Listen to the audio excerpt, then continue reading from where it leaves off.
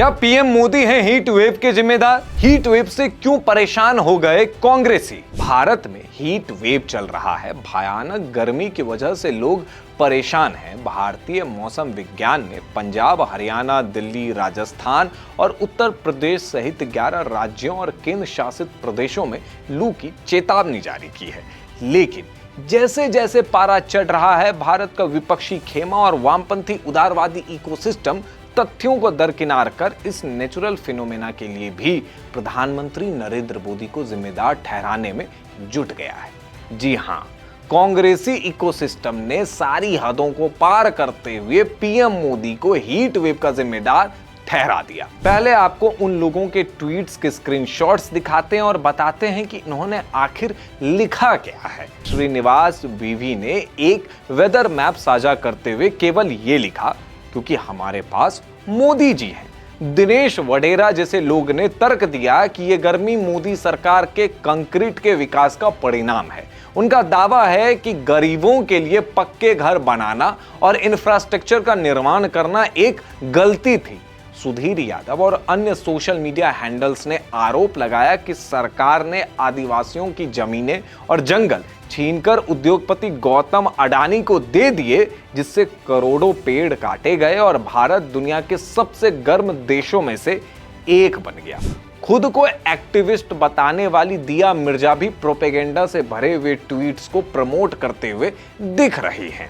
इन लोगों के दलीलों को सुनने के बाद यह महसूस हो रहा है कि भगवान जब बुद्धि बांट रहे होंगे ना, तो उस वक्त ये लोग आखिरी लाइन के भी आखिरी में खड़े होंगे और भगवान की बुद्धि वाली पोटली इन तक आते आते खत्म हो गई होगी। अब इन लोगों के बुद्धि में तो वृद्धि मैं नहीं कर सकता हूं, लेकिन आपको बताता हूं कि हीट वेव क्यों हो रहा है और इसको पॉइंट वाइज समझिए। पॉइंट 1, सिर्फ भारत नहीं, पूरी दुनिया झुलस रही है। सबसे पहले इन ज्ञानियों से मैं एक सवाल पूछना चाहता हूं कि क्या पीएम मोदी ने पूरी दुनिया में धूप तेज करवा दी है क्या?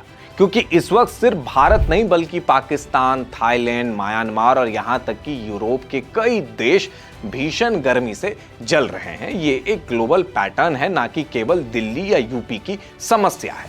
अब आते हैं पॉइंट 2 पे। असली विलेन है सुपर अल नीनो। वैज्ञानिकों के मुताबिक इस गर्मी का असली कारण है सुपर अल नीनो। प्रशांत महासागर में चल रही हलचलों की वजह से समुद्र से भारी मात्रा में गर्मी वायुमंडल में रिलीज हो रही है। इसके वजह से वैश्विक तापमान रिकॉर्ड तोड़ रहा है। क्या श्रीनिवास बीवी और इनके इकोसिस्टम को लगता है कि प्रशांत महासागर पर भी पीएम मोदी का कंट्रोल है? Point 3, heat dome. Heat dome के गणित को समझते हैं। इस साल गर्मी के जल्दी आने का तकनीकी कारण है heat dome. Indo Gangetic plain मतलब उत्तर भारत के मैदानों में गर्म हवा एक गुंबद यानी बलून की तरह फंस गए हैं। साथ ही इस साल वेस्टर्न डिस्टर्बेंस बहुत कमजोर रहे, जिसके वजह से ना मैदानों में बारिश हुई ना ही पहाड़ों पर बर्फबारी। जब बारिश और बर्फबारी नहीं होगी तो क्या गर्मी नहीं बढ़ेगी? अब आते हैं पॉइंट 4 पर। क्या भारत सबसे ज्यादा गर्म हो रहा है? ये लोग चिल्ला रहे हैं कि भारत दुनिया का सबसे गर्म देश बन गया है। अब जरा हार्वर्ड यूनिवर्सिटी के सलाटा इंस्टीट्यूट की रिसर्च सुन लीजिए। आंकड़े बताते हैं कि भारत में तापमान बढ़ने की दर दुनिया की बाकी हिस्सों की तुलना में बहुत कम है। यूरोप हर दशक में 0.53 डिग्री के दर से गर्म हो रहा है, जबकि भारत के बड़े हिस्सों में यह दर मात्र 0 से 0.2 डिग्री के बीच है। यानी भारत बाकी दुनिया के मुकाबले ज्यादा स्थिर है। पॉइंट 5, हरियाली का झूठ और कंक्रीट का रोना जो लोग कर रहे हैं कि पेड़ कट गए, उन्हें डेटा देखना चाहिए। पिछले कुछ सालों में भारत का ग्रीन कवर बल्कि घटा नहीं है, बढ़ा है। रही बात कंक्रीट के घरों की, तो विपक्ष को यह दुख है कि गरीबों को पक्के घर क्यों मिल रहे हैं।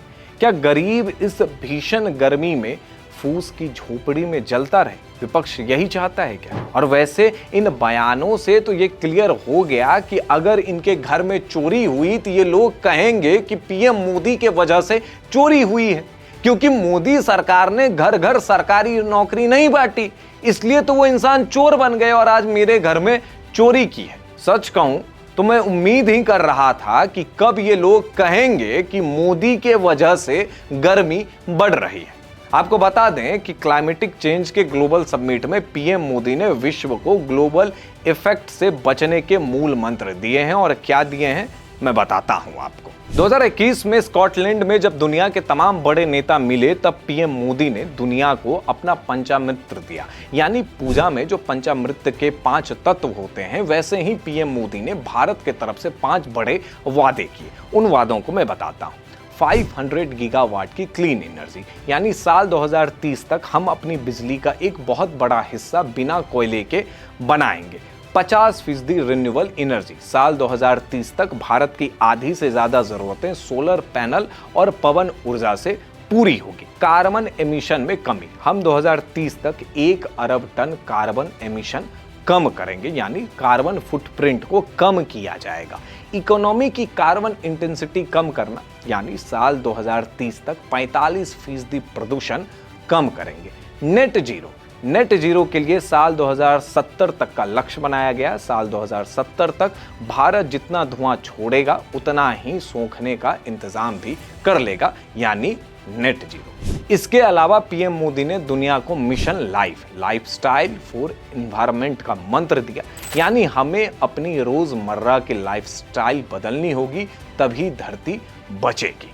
लेकिन इन लोगों को ना समिट में दिए बयान दिखते हैं, ना ही जियोग्राफी की किताब में लिखी हुई बातें।